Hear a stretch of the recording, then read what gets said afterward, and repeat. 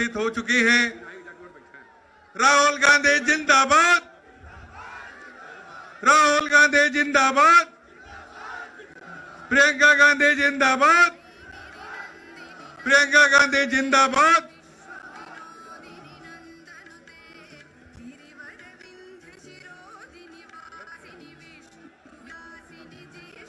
मैं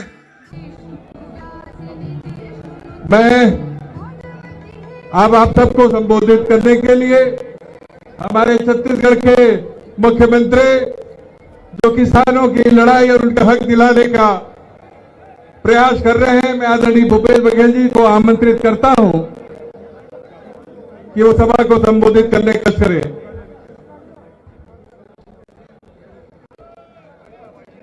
आदरणीय राहुल गांधी जी, आदरणीय प्रियंका जी, आदरणीय कृष्णन जी, राजेश जी, धीरज गुजर जी और सभी उपस्थित भाइयों बहनों, युवा साथियों, प्यारे बच्चों और पत्रकार मित्रों, प्रधानमंत्री जी यूक्रेन से बच्चों को निकाल नहीं पा रहे हैं। आपको जो नमक दे रहे हैं उसमें मिट्टी मिला हुआ है, बालू मिला हुआ है। चावल 5 या 7 तारीख के बाद मिलना मुफ्त में बंद हो जाएगा। ये सरकार आपको वैक्सीन नहीं दे पाया, बेड नहीं दे पाया, ऑक्सीजन नहीं दे पाया, किसानों को खाद नहीं दे पाया, किसानों को दाम नहीं दे पाया। ये सरकार आपको कुछ नहीं समझती। किसानों के छाती में गाड़ी चढ़ाने का काम करते हैं। ये नौजवान साथियों, आपको चुनौती है।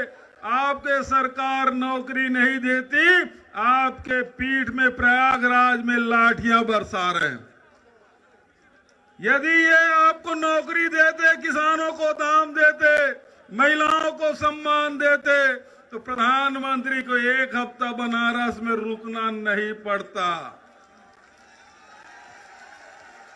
उनको समझ आ गया 6 चरण में योगी जी की सरकार गई, अब वो अपने सीट बचाने के लिए लगे हैं। योगी जी तो मठ में बैठ गए, लेकिन मोदी जी अपनी कुर्सी बचाने के लिए अपने संसदीय क्षेत्र में भारतीय जनता पार्टी प्रत्याशी कैसे जीते, इसके लिए सारे काम छोड़ के बनारस में बैठ गया है। न राहुल जी को आने दे रहे हैं, न प्रियंका जी को। लेकिन प्रियंका जी कहती है उत्तर प्रदेश में जहां भी अन्याय हो, अत्याचार हो, उसको कोई ताकत नहीं रोक सकता। चाहे वो हाथरस की घटना हो, चाहे वो सोनभद्र की घटना हो, हर जगह वो पहुंच रही है और नारा भी दिया है। क्या नारा है? लड़की हूं। ये साहस दिलाने का काम, संघर्ष का प्रतीक कोई है तो प्रियंका जी और हमारे नेता राहुल जी बैठे हैं। वो सबके साथ न्याय चाहते हैं।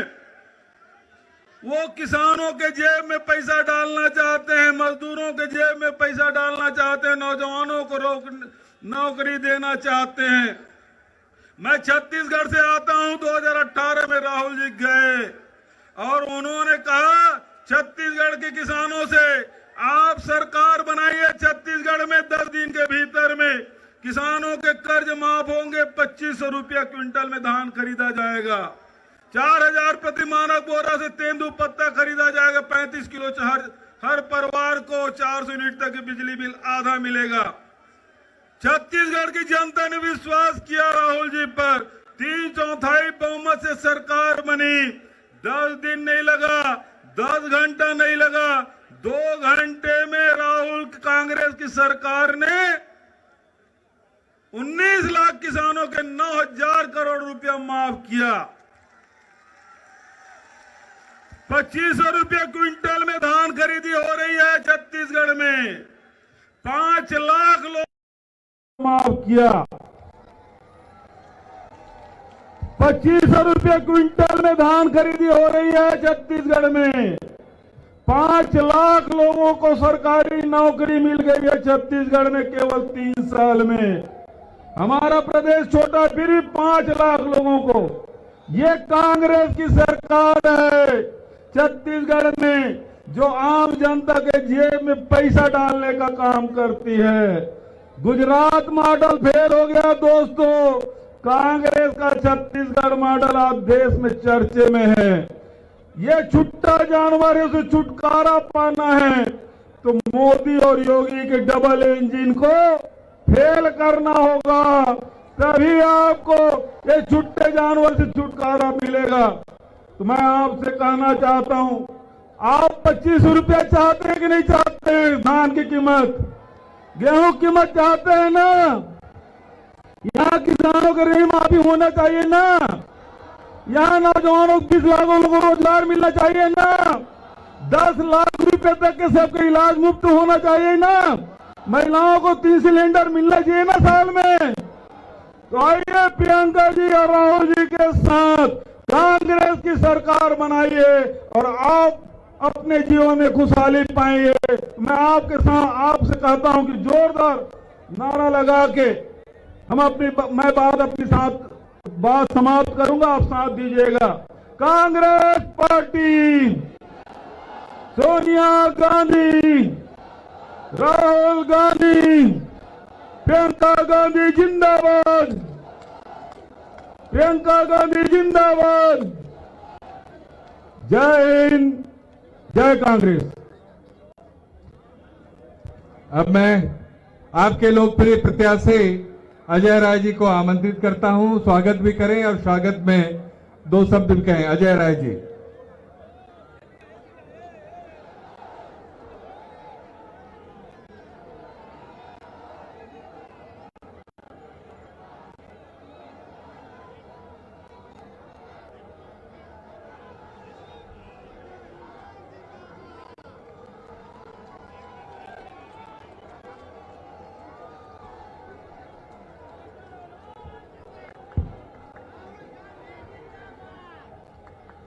क्योंकि काफी विलंब भी हो चुका है, अजय राय जी 2 मिनट में अपनी बात।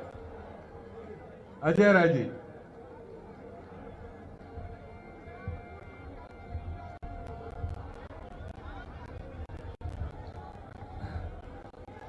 आज इस पिंडरा विधानसभा के सबसे बड़े मैदान में आयोजित ये विराट चुनावी सभा कार्यक्रम में उपस्थित हम सब के नेता, इस देश के ईमानदार नेता आदरणीय राहुल गांधी जी का मैं पिंडरा परिवार की तरफ से स्वागत और अभिनंदन करता हूं कि आपने आकर यहां पर हम सब लोगों का उत्साह बढ़ाया, हम लोगों को समय दिया। हम लोगों की बहन जो लगातार उत्तर प्रदेश देश में लगातार संघर्ष कर रही हैं, चाहे वो उम्बा का हो, चाहे उन्नाव हाथरस, जहां भी अत्याचार अन्याय हुआ है, आदरणीय प्रियंका गांधी जी ने आगे बढ़कर उसमें संघर्ष किया और उनको पूरी तरीके से उनका समर्थन किया, साथ दिया। ऐसे आदरणीय प्रियंका गांधी जी का जोरदार तरीके से पिंडरा परिवार स्वागत और अभिनंदन करता है। हमारे बीच में बैठे छत्तीसगढ़ के मुख्यमंत्री जी लगातार छत्तीसगढ़ को प्रगति के पथ पर ले जा रहे हैं, उनका स्वागत और अभिनंदन करता हूं। आदरणीय प्रमोद कृष्णन जी जो हम सब लोगों के नेता, हम लोगों के संत स्वरूप है, उनका स्वागत अभिनंदन करता हूं। हमारी अजगरा की प्रत्याशी यहां बैठी है, उनका मैं निश्चित तौर से स्वागत से अभिनंदन करता हूं।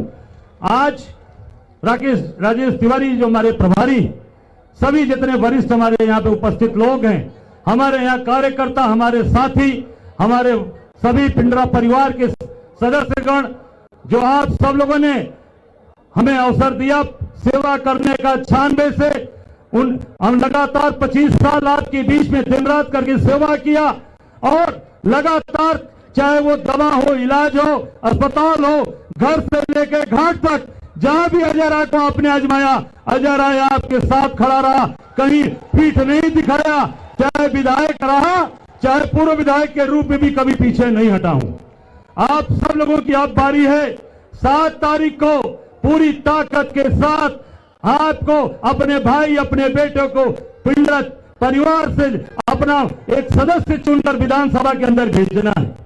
आप सब जानते हैं लगातार संघर्ष हम लोग कर रहे हैं, लगातार बनारस की धरती पर संघर्ष कर रहे हैं और आज जानबूझकर केवल पिंडरा के कार्यक्रम को डिस्टर्ब करने के लिए उसी समय प्रधानमंत्री जी का हेलीकॉप्टर लैंड कर दिया और बाबतपुर चौराहे पर पूरी तरीके से उसको रोकने का, हमारे कार्यकर्ताओं को रोकने का प्रयास किया गया कि वो मैदान में भीड़ ना आए और भीड़ कम आए, जिससे हमारे नेता और हमारे कार्यकर्ताओं का मनोबल टूटे।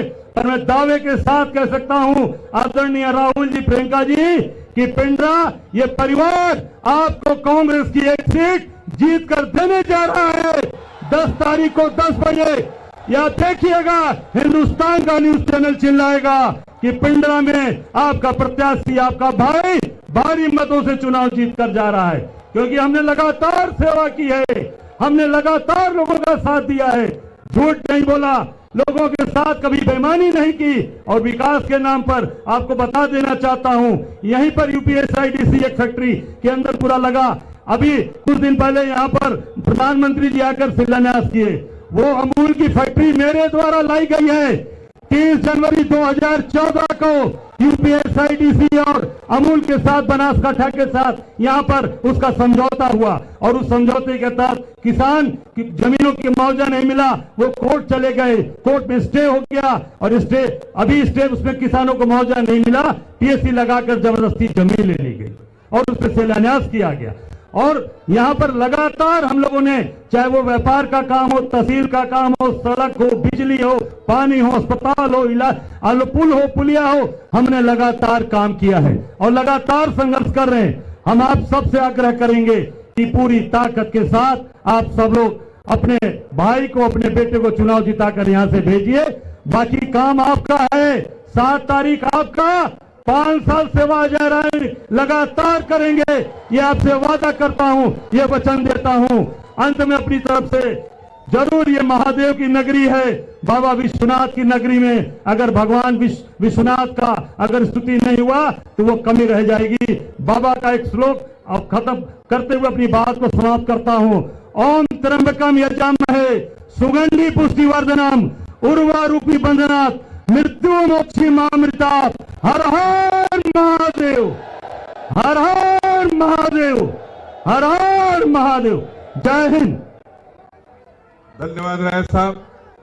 अब मैं आमंत्रित करना चाहूंगा जिनके नेतृत्व में हम सब कांग्रेस के कार्यकर्ता विगत 2 वर्षों से संघर्ष कर रहे इस भ्रष्ट और बेईमान सरकार को उखाड़ फेंकने के लिए, हमारे अखिल भारतीय कांग्रेस कमेटी की महासचिव और उत्तर प्रदेश की प्रभारी, उनको मैं आमंत्रित करता हूं कि वो आकर यहाँ पे स्वागत में, चूंकि वो उनका प्रभार है और उनके प्रभार क्षेत्र में आदरणीय राहुल जी आए हैं, मैं आदरणीय प्रियंका जी को निवेदन करता हूं कि वो उनका स्वागत करते हुए अपनी बात को यहाँ पे रखे और हम पूरा समय जो है राहुल जी का चाहेंगे। आदरणीय प्रियंका जी।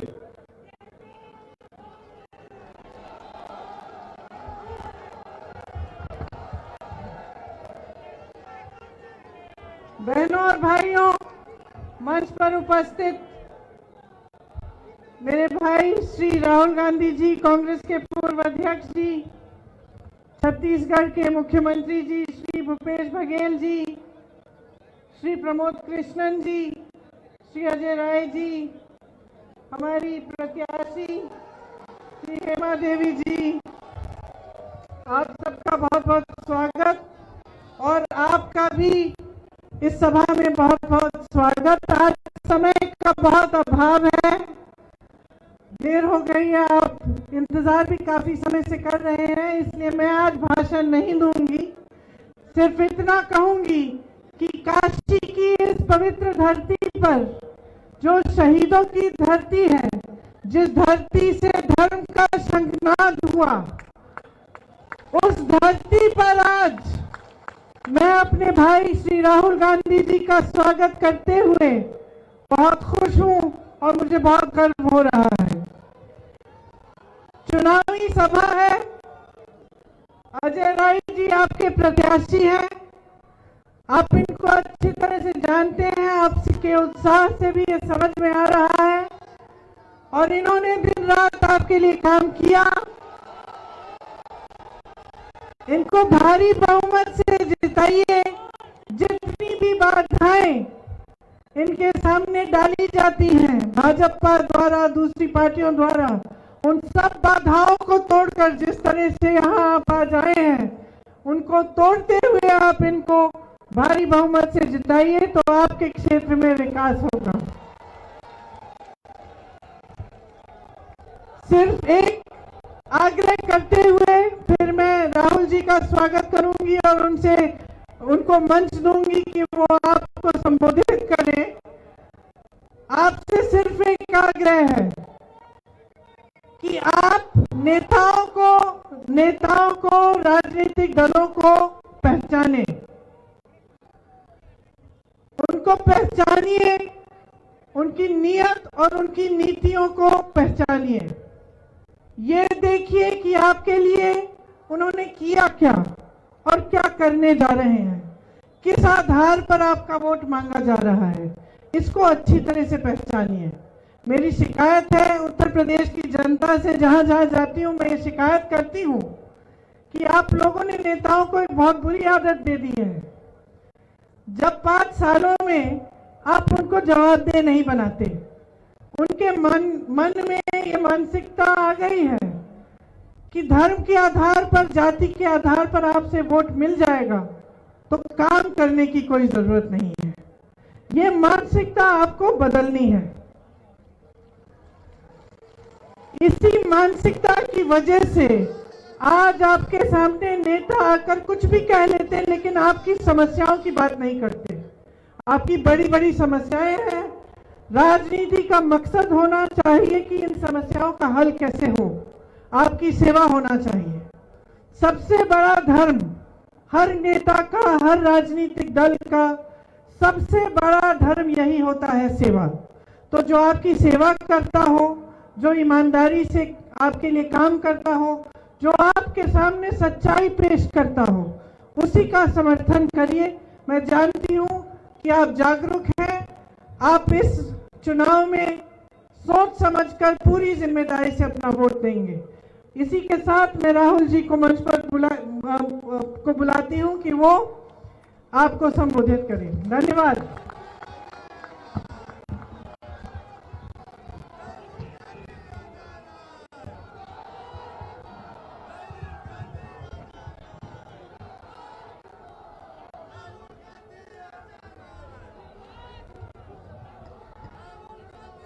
प्रियंका गांधी जी, भूपेश बघेल जी,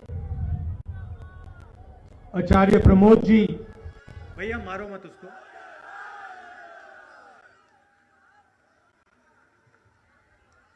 अजय राय जी और हेमा देवी जी, पार्टी के प्यारे कार्यकर्ता भाइयों और बहनों, प्रेस के हमारे मित्रों, इस पवित्र धरती पे आप सबका बहुत बहुत स्वागत।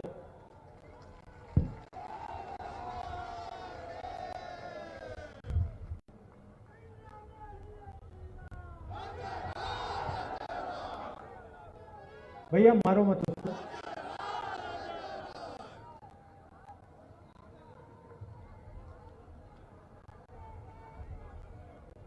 सामने चुनाव है।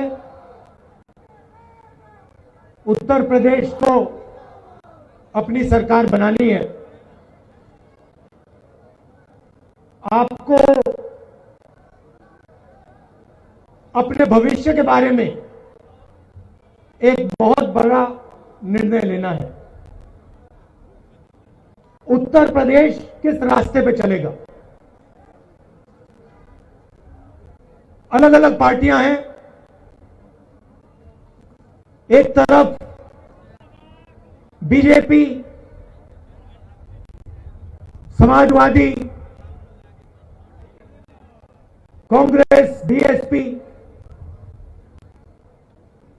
और सब पार्टियां उत्तर प्रदेश को एक रास्ता दिखाने की बात कर रही है। अब देखिए, नरेंद्र मोदी जी 2014 से प्रधानमंत्री हैं और मुझे याद है कि 2014 में उनके हर भाषण में रोजगार की बात होती थी। याद है आपको? क्या कहते थे नरेंद्र मोदी जी? रोजगार के बारे में क्या कहते थे? 2 करोड़ युवाओं को हर साल नरेंद्र मोदी रोजगार दिलवा देगा। याद है आपको? भूल गए? भूल गए क्या? नहीं। दूसरा वायदा करते थे, किसानों की आमदनी दुगनी कर दूंगा। याद है ये वायदा? याद है ना? और तीसरा सबसे सुंदर वायदा, काले धन को मिटा दूंगा और आपके बैंक अकाउंट में 15 लाख रुपए डाल के दिखा दूंगा।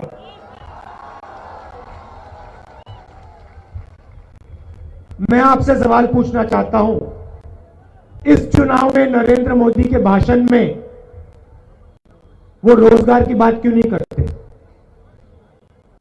15 लाख की बात क्यों नहीं करते? किसानों की आमदनी को बढ़ाने की क्यों नहीं बात करते? इस बात का आप मुझे जवाब दे दीजिए। क्या कारण है कि 5 साल पहले हर भाषण में मैं रोजगार दिलवा दूंगा, 15 लाख रुपए दिलवा दूंगा, आमदनी दुगनी कर दूंगा, और इस भाषण में ना रोजगार की बात होती है, ना किसानों की बात होती है, ना 15 लाख, ना काले धन, कुछ नहीं। कौन सा था? हवाई चप्पल वाला।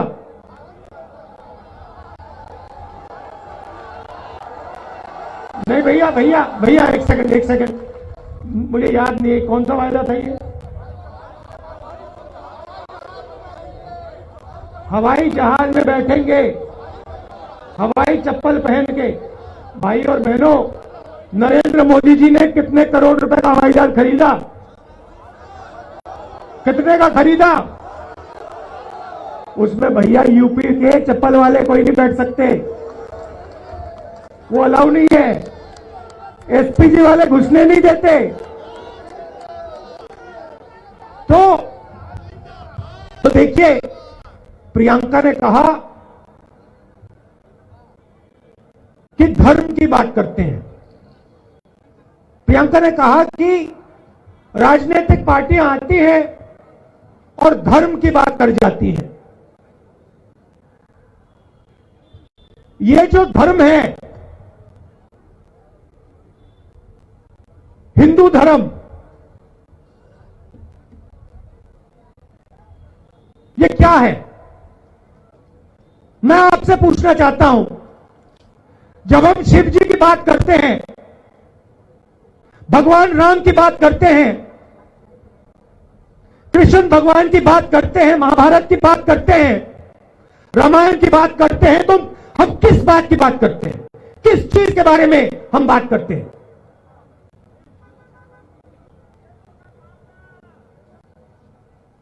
शांत हो गए आप?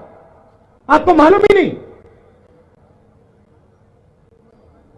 आपको मालूम भी नहीं कि हिंदू धर्म का मतलब क्या है? चुप हो गए आप? मुझे बताओ, धर्म की बात करते हैं, हिंदू धर्म का मतलब क्या है बता दो। प्रियंका ने कहा धर्म पर वोट पड़ता है। मुझे बता दो हिंदू धर्म क्या है? मुझे बता दो, मैं स्टेज से उतर जाऊंगा। बताओ। अगर आप नहीं बता पाओगे तो मैं बता दूंगा, मगर आप बताओ। पूरे देश में हिंदू धर्म की बात होती है, मुझे बता दो क्या है? भाई और बहनों, हिंदू धर्म सच्चाई है। हिंदू धर्म और कुछ नहीं है। हिंदू धर्म सच्चाई है, सत्य है। भाइयों और बहनों, ये हिंदू धर्म के नाम पर आपसे वोट नहीं लेते हैं, ये झूठ के नाम पर आपसे वोट लेते हैं।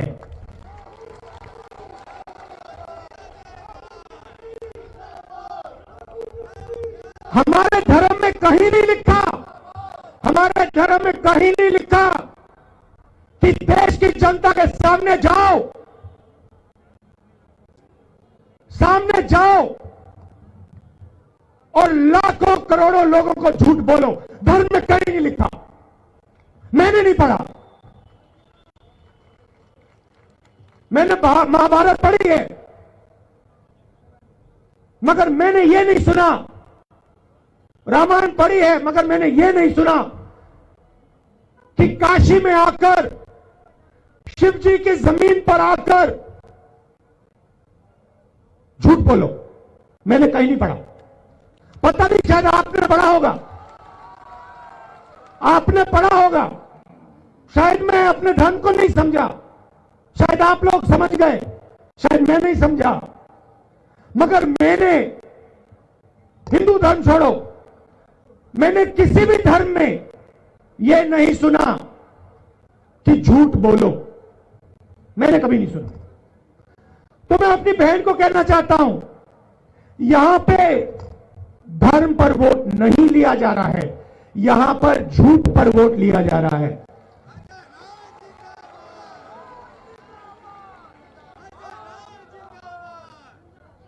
अब देखिए, मैं यहां आया, मैं मर जाऊंगा। अच्छी तरह सुनो, मैं मर जाऊंगा, मगर इस स्टेज से मैं आपको कभी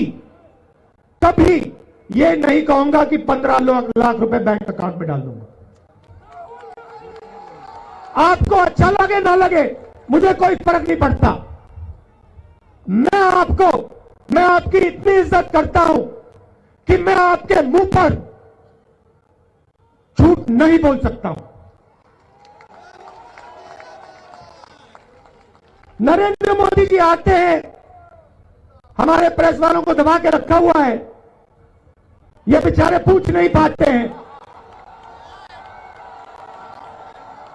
ये बेचारे पूछ नहीं पाते, डरते हैं नौकरी चली जाएगी,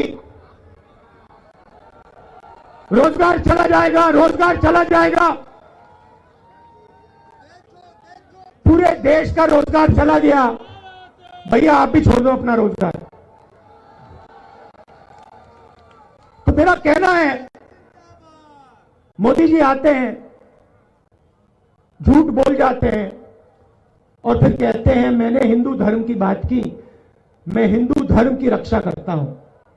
नहीं मोदी जी, आप हिंदू धर्म की रक्षा नहीं करते हो, आप झूठ की रक्षा करते हो। और किसके लिए करते हो? आप हिंदुस्तान के गरीब लोगों के लिए नहीं करते हो, आप किसान के लिए नहीं करते हो, आप मजदूर के लिए नहीं करते हो, आप अपनी कुर्सी बचाने के लिए असत्य की रक्षा करते हो। मैंने भी वायदे किए, छत्तीसगढ़ के चीफ मिनिस्टर बैठे, हमने कहा छत्तीसगढ़ में कांग्रेस पार्टी की सरकार आएगी, बाकी सब हम नहीं जानते। धान 2500 रुपए में मिलेगा, किसानों का कर्जा माफ हो जाएगा। 2 चीजें हमने कही। और आप जाइए छत्तीसगढ़ में, चले जाइए, वहां किसी भी किसान से पूछ लीजिए धान कितने में खरीदा जाता है, वो बता देगा 2500 रुपए में खरीदा जाता है। और पूछ लीजिए कर्जा माफ हुआ हां या ना, बता देगा हां जी कर्जा माफ हो गया।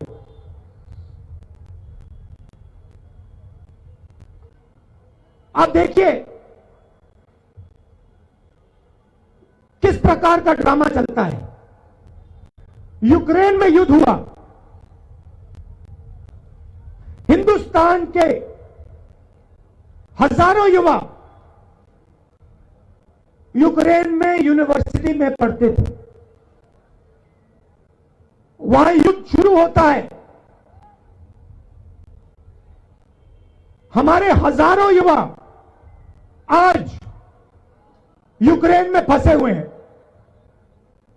वहां पे बम गिर रहे हैं, लड़ाई हो रही है, लोग मर रहे हैं, हमारे युवा वहां फंसे हुए हैं। और जब वो युवा वीडियो बनाकर कहते हैं कि हमें बचाइए, हमें डर लग रहा है, हमें बचाइए, नरेंद्र मोदी के लोग कहते हैं ये लोग यूक्रेन इसलिए गए क्योंकि ये हिंदुस्तान में कॉलेज में नहीं घुस पाए।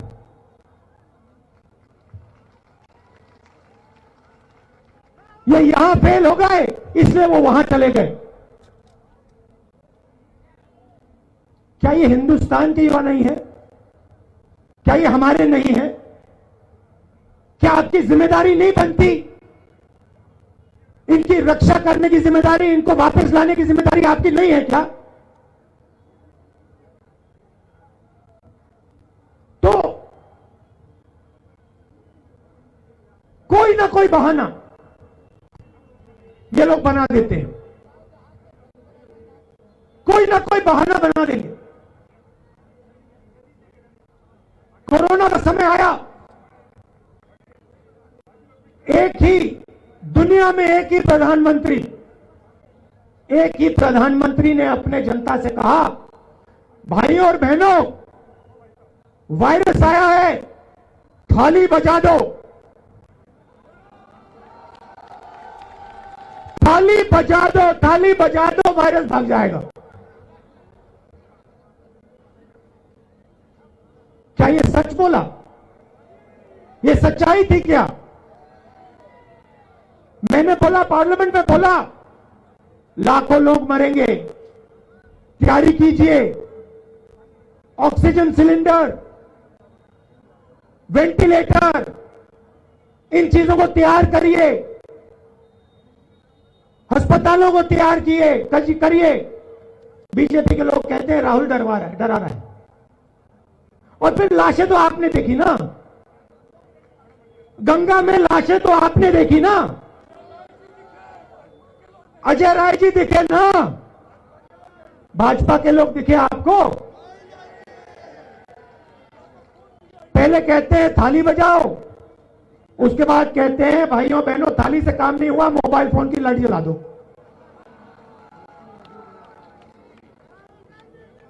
तो आप सच्चाई जानते हो। यहां प्रियंका जी, अजय राय जी, कांग्रेस पार्टी लड़ रही है और इन्होंने आपसे 2-3 बातें कही हैं। सबसे पहले जो छत्तीसगढ़ में किया, 2500 रुपए धान का रेट वो यहां करने जा रहे हैं।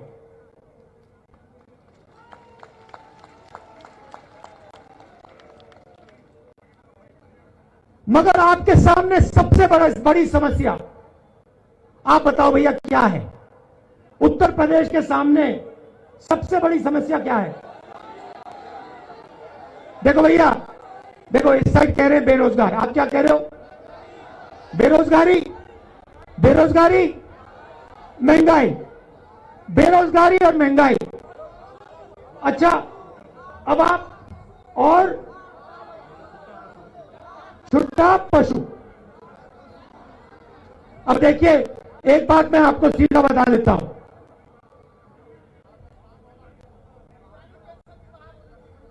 सबसे बड़ी समस्या बेरोजगारी, दूसरी महंगाई, ये 2 बड़ी समस्याएं हैं। भाई और बहनों, वो पशु पे आएंगे, ये पहली जो है वो तीसरे नंबर वाली है। वो मोदी जी का गिफ्ट था, तोहफा था, वो अलग चीज है। ये समस्या है, वो नरेंद्र मोदी के ये 2 समस्याएं हैं वो तीसरा जो है वो तोहफा है, फ्री गिफ्ट है, वो मोदी जी ने आपको आपकी मदद करने के लिए दिया था कि आप रात को सो ना पाए, आप रात को जगे रहे और हिंदुस्तान की जो हालत है उसके बारे में आप सोचे और मजे लें।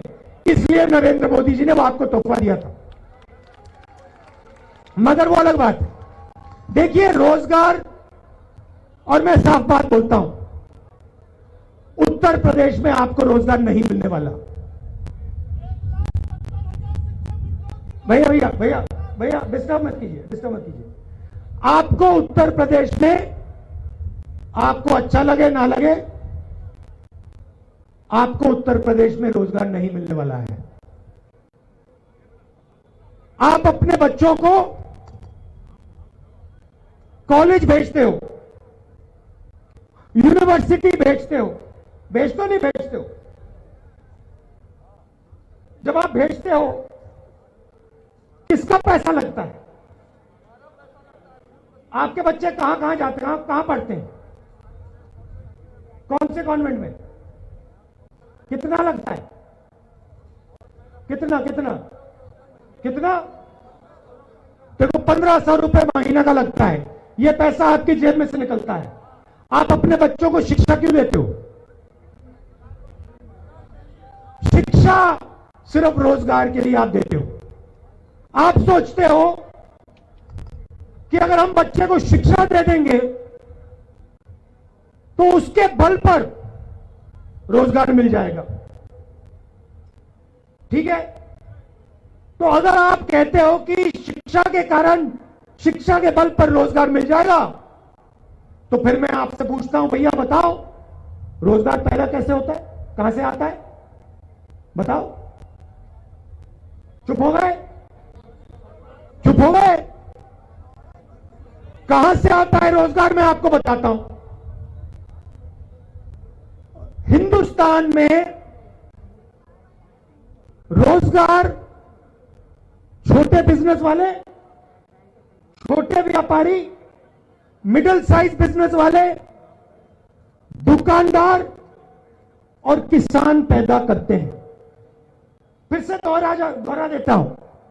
हिंदुस्तान में छोटे व्यापारी, मिडिल साइज, स्मॉल और मिडिल साइज बिजनेस वाले, बुनकर, तो छोटा काम करते हैं, ये लोग रोजगार दिलवाते हैं, किसान रोजगार दिलवाते हैं।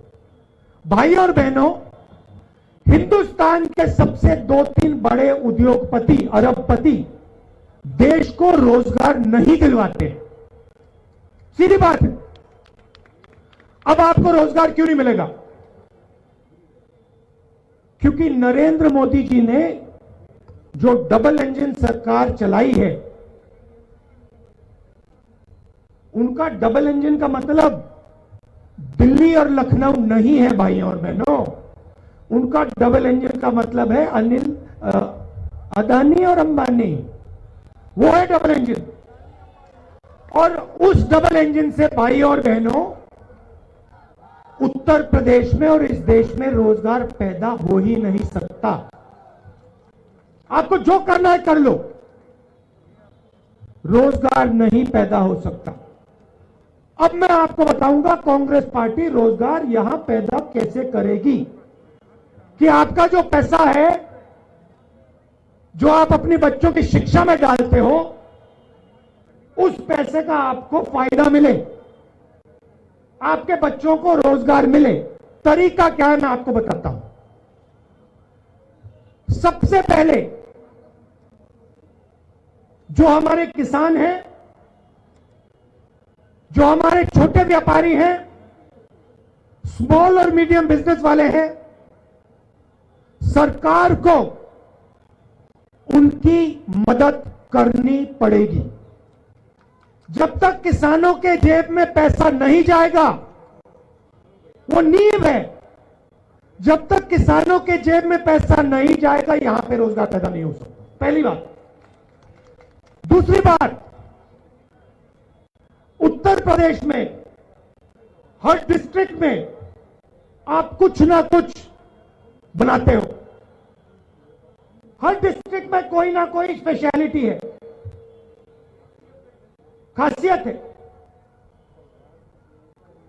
लखनऊ में क्या है? आम उगाया जाता है। इलाहाबाद में क्या होता है? अमरूद। काशी में क्या होता है? साड़ी, बनारसी साड़ी। मुरादाबाद में क्या होता है? पीतल। मिर्जापुर में क्या होता है? दरी। ये देखो, हर डिस्ट्रिक्ट में, आगरा में क्या? पेठा। हर डिस्ट्रिक्ट में आप कुछ ना कुछ, आपकी कुछ ना कुछ खासियत है। मैं आपको बता रहा हूं, अगर इलाहाबाद में अमरूद के किसान के लिए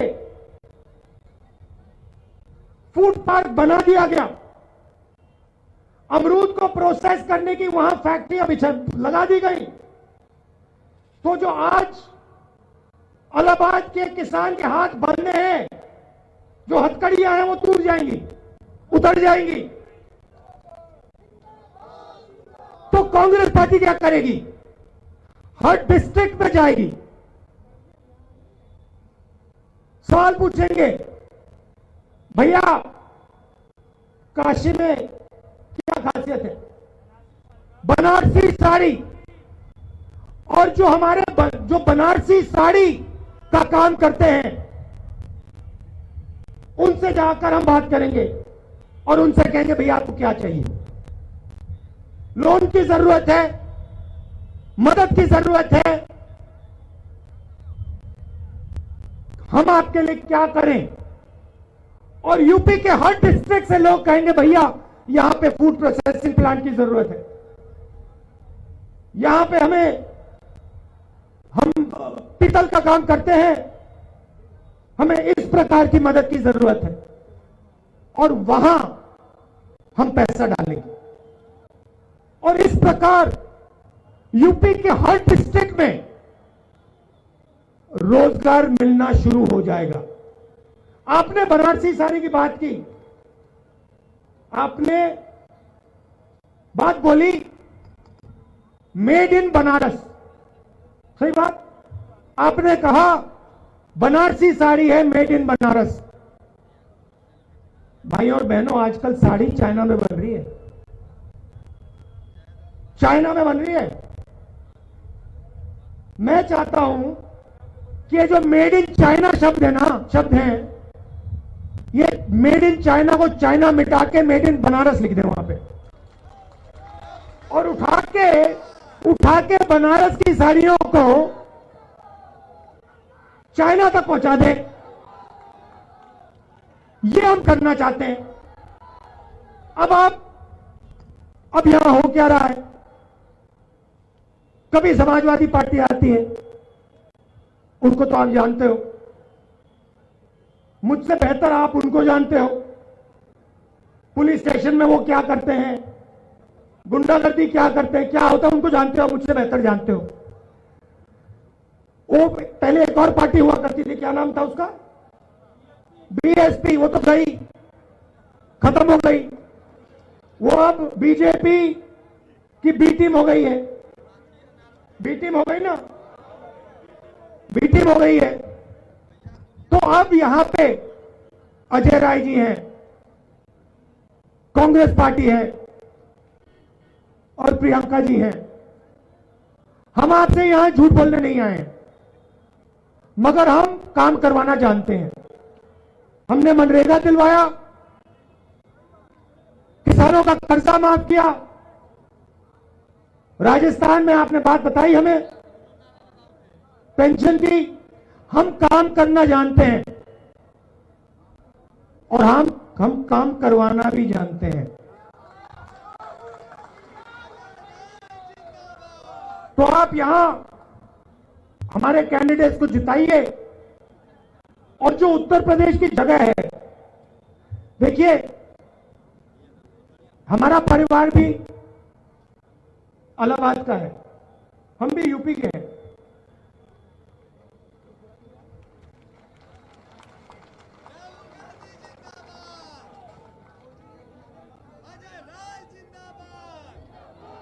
हाँ, मोदी जी कहते हैं विदेशी हैं, मोदी जी कहते हैं विदेशी हैं, मगर जवाहरलाल नेहरू ने सालों जीवन दे दिया, जेल में रहे। मोदी जी ने सुना है मोदी जी ने मगरमच्छ से लड़ाई लड़ी थी, सुना है। मगर भैया मैंने जब उनको देखा, शायद यहां गंगा में जब वो घुसे थे, आपने देखा प्रधानमंत्री जी को, जो मैंने सुना बचपन में मगरमच्छ से जो लड़े थे उनसे तैरा नहीं जा रहा था, कभी यूं जाए कभी यूं जाए, पानी से गैस बना लेते हैं। तो आपके सामने, आपके पास आपका वोट है, ये आपका भविष्य है, हाँ ये आपका भविष्य है, सोच समझ के दीजिए, सोच समझ के दीजिए। उत्तर प्रदेश को एक बार फिर, जहां आप हुआ करते थे, अंग्रेजों से लड़ाई हुई, कौन लड़ा? कांग्रेस लड़ी, कहां लड़ी? उत्तर प्रदेश में। उत्तर प्रदेश ने रास्ता दिखाया था, आपको फिर वो काम करना है।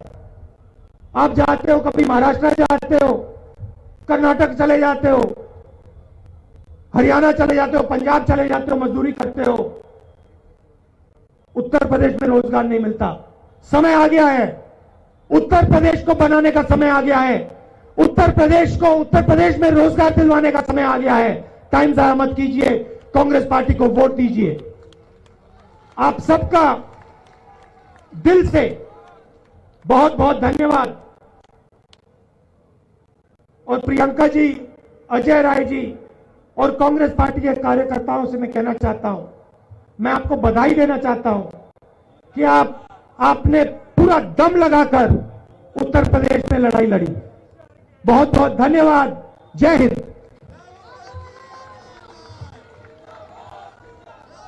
राहुल गांधी, प्रियंका गांधी, राहुल गांधी, प्रियंका गांधी, राहुल गांधी, प्रियंका गांधी, अजय राय जिंदाबाद, भूपेश बघेल जिंदाबाद, राहुल गांधी जिंदाबाद,